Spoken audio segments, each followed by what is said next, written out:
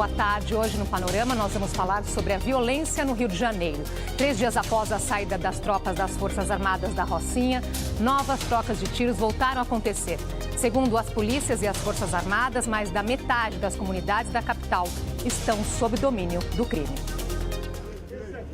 Segundo o relatório do Instituto de Segurança Pública do Rio de Janeiro, só no primeiro semestre deste ano foram registradas mais de 3 mil mortes violentas no estado, o pior resultado desde 2009. Entre julho do ano passado e julho deste ano, foram registrados mais de 5 mil tiroteios ou disparos por arma de fogo na região metropolitana. 72% aconteceram na cidade do Rio de Janeiro. Uma média de 14 tiroteios por dia. E por causa deles, 381 escolas cariocas ficaram fechadas um dia ou mais durante o primeiro semestre de 2017. Quase 130 mil alunos ficaram sem aulas. 20% do total de estudantes da rede municipal carioca. Esta é apenas uma das faces do cotidiano violento no Rio de Janeiro. Não há números oficiais sobre os dias em que postos de saúde, hospitais e comércios ficaram fechados por conta da violência na região. Especialistas defendem que o aumento da violência é resultado do fracasso das unidades de polícia pacificadora dentro das comunidades. A crise financeira do Estado agravou a situação. O déficit fiscal é de 21 bilhões de reais. Não há recursos para contratar PMs aprovados em concursos e servidores públicos recebem seus salários atrasados em pagamentos parcelados. A situação no Rio de Janeiro, para quem vê de fora, é caótica. Para quem convive com a violência e a falta de serviços essenciais, a realidade é desalentadora. Como o Estado chegou a esse ponto? Para entender a conjuntura atual, nós vamos conversar com o analista criminal e membro do Fórum Brasileiro de Segurança Pública, Guaraci Mingardi, e com a socióloga Giane Silvestre, ela é pesquisadora do Núcleo de Estudos da Violência da Universidade de São Paulo. Você também pode participar da nossa conversa, mandando suas perguntas e também comentários pelo nosso Twitter, usando a hashtag Panorama TV Cultura. Boa tarde, obrigada por ter aceitado o nosso convite. Boa tarde, eu que agradeço. Essa situação no Rio de Janeiro já perdura tanto tempo que fica até difícil saber por onde começar a nossa conversa, né?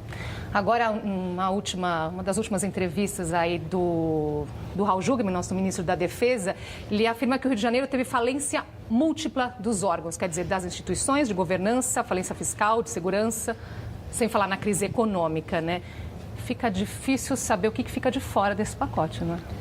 Veja, a falência não é de agora, não é de repente entrou em colapso. A situação vem colapsando, se me permite essa palavra, durante muito tempo. O que é que acontece? A partir dos anos 80, começou a disputa de espaço no tráfico do Rio. Foi quando começou a entrar de verdade, virar uma coisa muito utilizada, a cocaína ainda. O crack só entrou no Rio de Janeiro depois dos anos 2000. Então você começou a disputa. Primeiro era o Comando Vermelho entrando nos locais que eram de grupos locais. Os grupos de determinadas comunidades, grupos de traficantes mandavam ali. O Comando Vermelho foi tomando isso.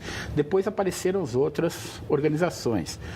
Primeiro o Terceiro Comando, depois a ADA, Amigos dos Amigos, é uma antiga dissidência do Comando Vermelho. Agora o Terceiro Comando é Terceiro Comando Puro. Tem uma série de coisas. Apareceram os matadores lá da periferia, que são os milicianos, que eles falam. Tal. Então apareceu tudo isso e aos poucos foi tomando espaço. E nesse tempo todo, você teve uma política de entra na favela, dispara tiro e saiba. Tem favela que você não entrava durante 6 meses. Aí começou a ideia da UPP. E aquilo parecia que ia resolver tudo. Mas todo mundo que trabalha na área sabe que não ia resolver tudo. E que aquilo tinha tempo marcado. Porque virou uma política de sucesso aparente. Então todo mundo queria uma UPP. Aí, de repente, quando você tem efetivo, você tem recursos para 15, 20 locais, você faz 35. Então você dispersa os recursos e acaba quebrando em todos os lugares. Foi isso que aconteceu e agora agravado pela crise econômica do Rio. Sim. Giane. Obrigada. Bom, eu acho que essa questão que o Guaraci coloca é muito importante para a gente entender esse contexto de violência, que é o contexto de disputa de território, que é uma situação que a gente não tem aqui em São Paulo, por exemplo, né? Então, você tem diferentes grupos disputando diferentes pontos de tráfico, diferentes pontos de venda da organização da droga, que por si só já é uma disputa violenta, e você também tem uma política de segurança pública pautada no enfrentamento desses grupos, o que também acaba gerando mais violência, né? Então, você tem troca de tiro entre diferentes grupos, trocas de tiros entre grupos criminais e policiais, né? E aí todo o entorno da comunidade, da população da Rocinha acaba ficando no meio desse fogo cruzado, né? E a maior parte das pessoas ali não tem nenhum tipo de envolvimento com organizações criminais e acaba sofrendo as consequências, né? Como a gente viu no início da reportagem, escolas fechadas, pessoas baleadas. Então, tem todo esse contexto que se agrava no Rio de Janeiro por conta das disputas entre diferentes grupos do tráfico. Agora chamou a atenção para a questão das UPPs, né? Que aí em muitas comunidades nós vemos aí o resultado como um desalento dos próprios moradores que dizem que não surtiu efeito, né? E elas vieram justamente como uma esperança, né, para diminuir. Vieram como a salvação da pátria. A salvação. E por que não deu certo? Não dá certo porque a ideia é razoável, dá para você implementar um pouco, mas não dá para você cobrir o Rio de Janeiro de UPPs. Você teria que duplicar o efetivo da PM, teria que gastar muito mais dinheiro do que você tem, só para manter as coisas controladas, não para combater o tráfico. São duas coisas diferentes. A ideia da UPP era retomar o espaço que tinha sido retirado pelos traficantes. Mas, no final das contas, nem isso foi conseguido. Agora, no Rio de Janeiro, na Rocinha, o que está acontecendo? Apesar da polícia estar lá, continua a briga entre o pessoal do Rogério 157 lá e o pessoal do NEM, certo? São os dois que estão brigando lá, apesar do NEM estar fora, está preso no Presídio Federal. Eles continuam brigando, apesar de você ter mantido, segundo a PM do Rio, 500 policiais lá. Mas imagina o que são 500 policiais numa guerra dessa. 500 policiais significa que você tem no máximo 120 policiais por turno. 120 policiais numa área normal é uma coisa, agora 120 policiais numa área conflagrada é outra. Então, a UPP sofreu disso. A UPP foi se desgastando com esse problema de efetivo, de dinheiro, mas não é porque o Rio quebrou financeiramente que a UPP foi para o vinagre. Isso já estava acontecendo. Já vinha acontecendo aos poucos, e desde a época que a UPP ficou mal falada, quando teve a morte do indivíduo, não me lembro aonde, do Amarildo. Na própria Rocinha. Várias vezes ficou mal falada a UPP, porque na verdade estava retomando o modelo anterior. Porque a polícia pacificadora, na prática, era uma coisa muito simples, polícia territorial, polícia de proximidade ou polícia comunitária, seja lá o que for, que nome você quiser dar, isso daí juntando com a tomada do espaço. O Estado ia, tomava o espaço, depois montava uma equipe de polícia comunitária lá. Isso não tem nada de diferente. Tá? Só que isso chega uma hora que não tem mais jeito. E só para ter efetivo para que isso acontecesse, o Rio de Janeiro começou a contratar policiais, aumentou muito a PM em determinado momento, e treinamento rápido, porque às vezes eles tinham treinamento de alguns pouquinhos meses, metade do tempo necessário, e já iam para a rua. Certo? Então, a coisa não funciona tão simples, não é tão simples assim, nós pode dar passo maior que a perna. Agora nós sabemos aí que os policiais ora são vítimas, né, e ora são autores também, né, de todas essas mortes que nós estamos vendo aí. Vou trazer um dado aqui para vocês comentarem, que segundo o Instituto de Segurança Pública, a chance de um policial ser morto em um assalto é 5.887% maior do que uma pessoa que trabalha em outra carreira, quer dizer, são mortos por serem policiais, né? Exato. Não, a gente tem uma política de segurança pública bastante equivocada, né? Porque a gente tem policiais matando muito e policiais morrendo muito, né? Então, você tem uma violência que vitima dos dois lados, né? Vitima os agentes do Estado e vitima pessoas ligadas ao crime ou não, né? Então, a política como um todo, esse enfrentamento que é feito, especialmente aos casos de droga, é que precisa ser repensado.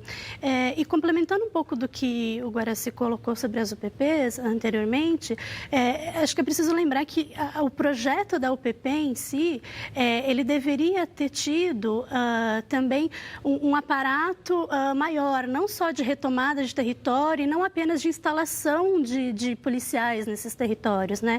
Existiam outros equipamentos públicos que deveriam ter sido implementados juntos, outras políticas intersetoriais que deveriam ter sido aplicadas, políticas na área de prevenção, de assistência social, né? Então, o programa também tinha vinculado ao PP, um programa chamado PP Social, né? Que por disputas políticas ali do contexto do Rio de Janeiro acabou não sendo implementado. Então, você tem uma ocupação e você acaba colocando apenas policiais, apenas a questão repressiva da política nesses territórios. Então, por isso que não funciona, né? Porque você não tem... E pelo visto está mostrando que não dá certo, né? Justamente, se torna um ciclo nesse sentido, não é? Não, a coisa essa violência que acaba, pelo contrário, aumentando a violência e vitimando o próprio policial, Exato. Não é? O policial morre em 3 circunstâncias. Ele morre em serviço, ele morre em assalto, como vítima de assalto, e ele morre também no bico, porque o fato de você pagar pouco para os policiais faz com que eles trabalhem horários extra, fazendo segurança em algum lugar. Aí uma loja que ele trabalha está sendo assaltada. Ele, sozinho, sem apoio, vai tentar se contrapor àquele e vai morrer. Então, tem um número muito grande de policiais que morrem por causa disso. Outros é porque existe um ethos, que agora estão falando ethos guerreiro, não sei o que mais. Ou seja, o policial, quando é vítima, ele saca a arma e atira. Entendeu? Ele tenta reagir normalmente. E, além disso, tem aqueles que são mortos por serem policiais. Ele está lá, percebe que a polícia está no meio de um assalto, nem sabe quem ele é. Percebe que a polícia ele é morto. Então, é muito provável que esses números que você falou sejam grandes assim em outros locais também, tá? Não tão grandes como no Rio de Janeiro, porque o Rio de Janeiro extrapolou. Esse ano teve mais de 100 policiais mortos. Mas, em outros lugares, o número de policiais mortos em roubos comuns seja muito maior que da população em geral. É porque esse enfrentamento que é feito aos grupos de drogas e outros grupos criminais acaba estimulando um ciclo, né? Como você mesma colocou. Então, a ideia de guerra começa a pautar a política de segurança e a resposta dos criminosos. Então, você tem um maior investimento por parte dos próprios grupos criminais em compra de equipamentos, em compra de armas, em compra de fuzis, justamente para responder à repressão que recebe. Então, você acaba uma coisa retroalimentando a outra.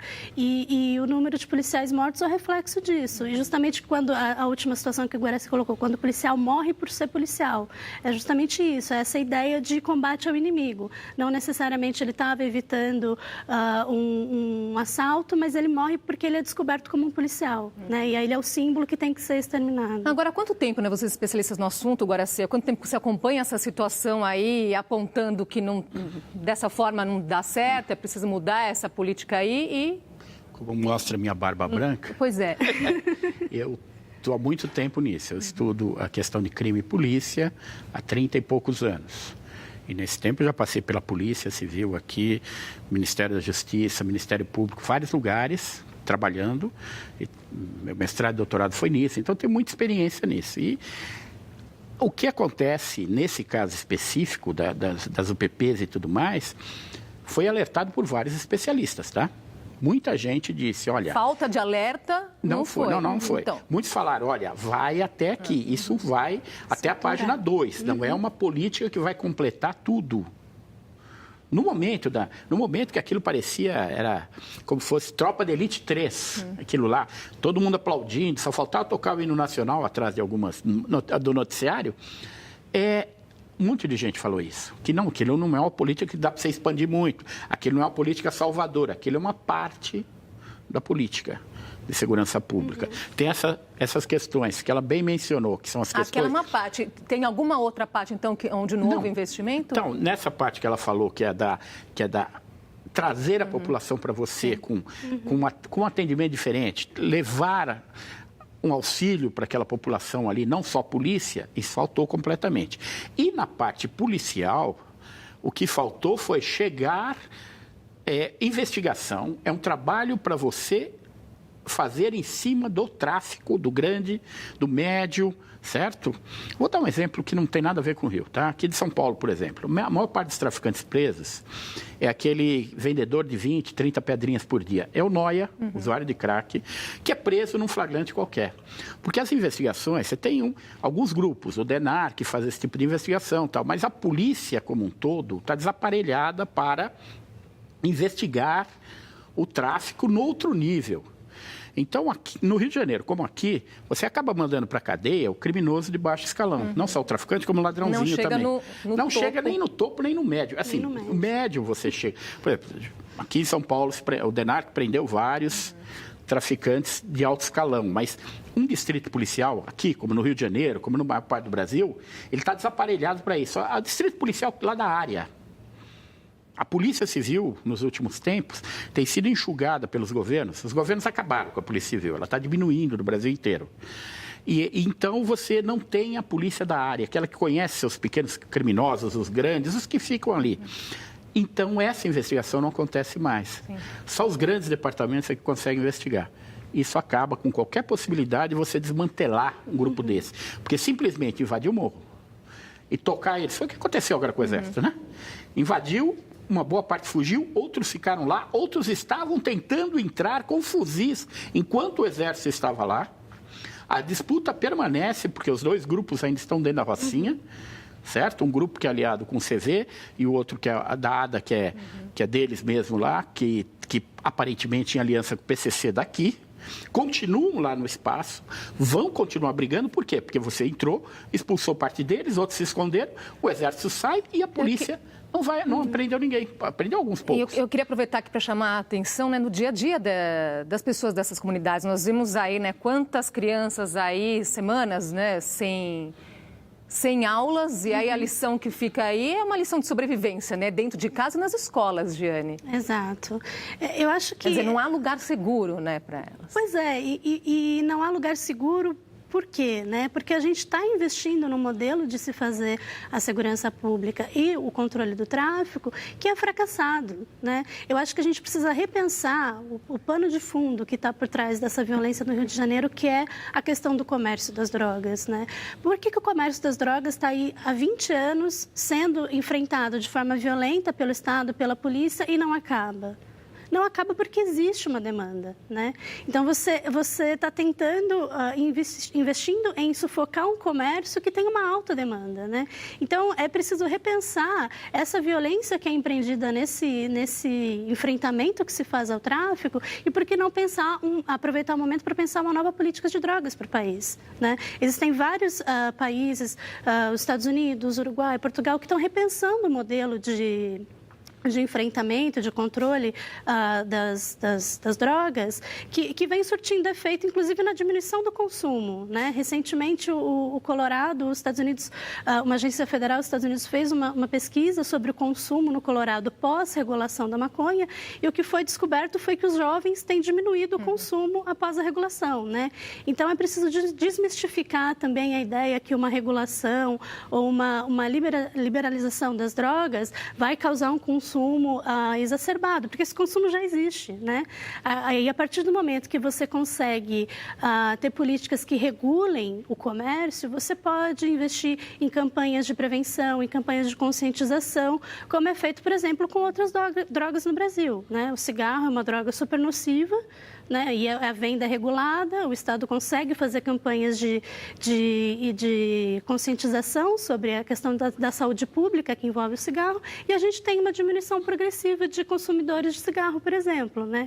Então, é uma questão de se repensar esse modelo que a gente vem trabalhando. Vamos fazer uma pausinha aqui e a gente volta já depois do intervalo.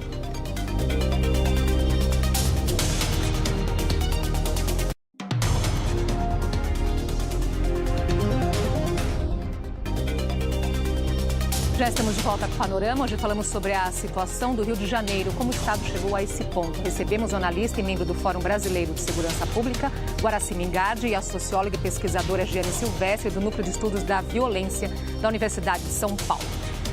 Antes de retomarmos aqui, eu vou chamar só um VTzinho aqui mostrando a situação da Rocinha. Depois de uma semana de ocupação, as Forças Armadas deixaram a comunidade no Rio de Janeiro. No começo da última sexta-feira, os quase 1.000 homens das Forças Armadas começaram a se retirar da Rocinha. Foram registradas uma morte e um esfaqueamento. Agora, a responsabilidade do policiamento nos acessos da comunidade é da Polícia Militar. Segundo a Polícia Civil, foram apreendidos 26 fuzis, 19 pistolas, 81 criminosos foram identificados, 54 mandados de prisão cumpridos, 117 presos, 2 toneladas de maconha apreendidas e 14 quilos de cocaína. O Ministério da Defesa informou que, se houver necessidade, os militares voltarão à Rocinha. No sábado, a Justiça expediu 7 mandados de prisão contra traficantes envolvidos na disputa do tráfico na Rocinha. Um deles foi cumprido de madrugada contra Carlos Alexandre da Silva, suspeito de ter torturado 2 jovens da comunidade. Segundo a polícia, ele é um dos 81 traficantes que atuam na Rocinha. Nós vimos aí, né, as imagens das tropas armadas. Aproveitar para saber a opinião de vocês nesse sentido. Que balanço vocês fazem da presença das tropas armadas, né? Que a princípio parece que aumenta a sensação de segurança, mas até que ponto tem contribuído aí para diminuir a violência efetivamente? Eu acho que a questão principal aí é que o Exército não é uma instituição da segurança pública, né? A segurança pública não deve ser executada, não deve ser pensada por um órgão que não tem essa vocação, né? Então, segurança pública envolve a esfera do policiamento, as polícias, mas envolve também esferas da prevenção, da assistência social, outros programas e políticas que devem ser pensados a médio e longo prazo, né? O Exército é uma instituição de guerra voltada para a segurança nacional, né? Então, a gente tem instituições com vocações diferentes fazendo o trabalho da segurança pública. E também a questão de que é sempre esse modelo que é implementado, né? Você faz uma ocupação, você troca tiros, você ocupa aquele território e depois vai embora e as coisas continuam funcionando como estavam antes, né? Então, a repetição desse modelo de ocupação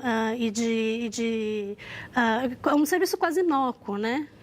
De você ocupar, permanecer ali por um tempo e sair. A gente já viu isso mais de uma vez e isso vem se repetindo cada vez mais, especialmente no caso do Rio de Janeiro. Eu vou só, antes de passar agora eu vou só ler aqui alguns comentários. O Emerson Tirabassi, ele diz: é evidente que o pano de fundo é a desigualdade social. A Maria José de Araújo, ela fala, é muito complexo, mas parece que tudo que fizeram está apenas enxugando o gelo. Eu penso que um programa de liberalização das drogas, feito aos poucos, poderia tirar o poder desses traficantes, o que a Jane comentou aqui no bloco anterior.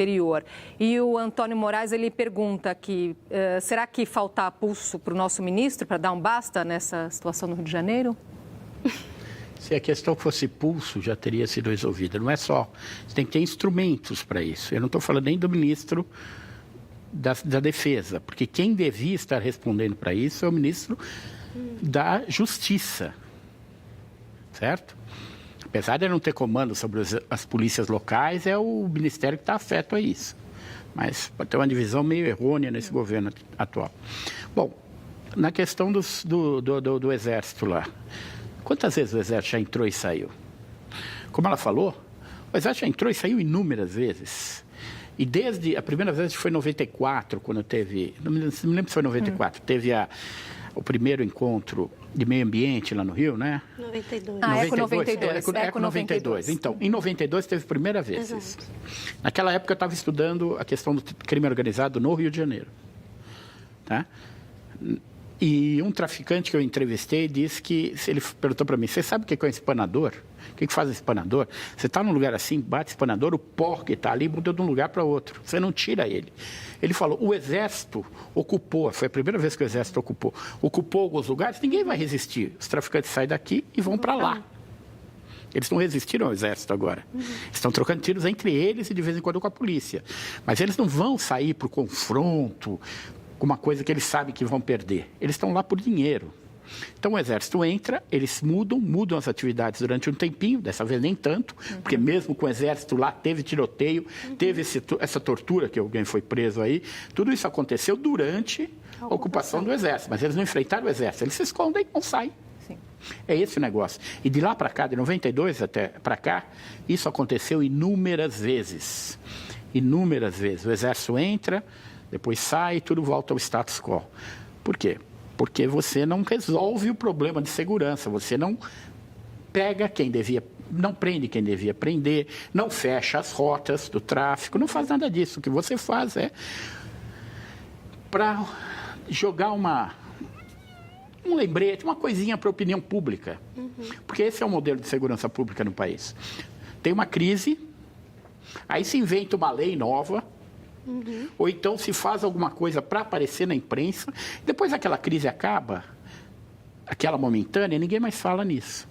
Quando voltar, como voltou já inúmeras vezes no caso do Rio, aí vai se apresentar outras coisas, ou então repetir as mesmas coisas, só para dar...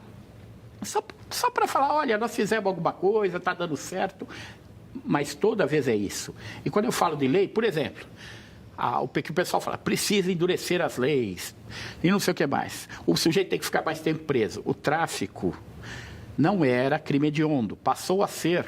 Depois de muito tempo. O que aconteceu nos últimos 20 anos? O tráfico diminuiu? Não, ele aumentou. Então não adianta você só mudar a lei. Agora, o que dizer dessa proposta, né, do advogado do NEM da Rocinha, do traficante, né, que ele propõe aí que haja um programa de desarmamento do crime, que incluiria a redução de pena para criminosos que entregassem os seus fuzis?